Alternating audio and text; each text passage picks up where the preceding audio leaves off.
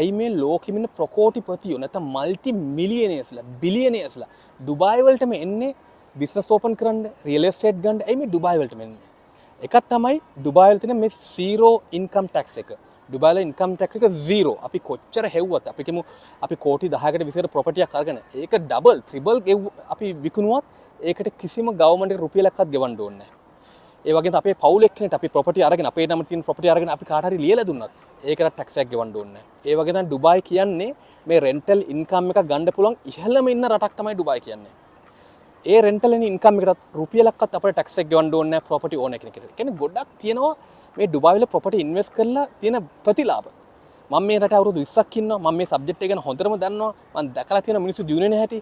ඒක මං හිතුවා අනිවාර්යෙන් අපේ සෙට් එකට ලංකාවේ බිස්නස් සෙට් එකට පොඩ්ඩක් මේක ගැන කියලා දෙන්න ඕනේ කියලා. તો කටි කැමති නම් වැඩි විස්තර දැනගන්න අපේ මොනාක් ග්ලෝබල් එක හරහා ටච් කරගෙන ඉන්න. අපි අනිවාර්යෙන් Zoom එකක් හරි VIP කෝල් එකක් ගමු. කිසිම charge එකක් නැහැ. ඔය කට්ටියට ෆ්‍රී අපි කැමති උදව් කරන්න අපේ ලංකාවේ සෙට් එකට. එහෙනම් ජය වේවා.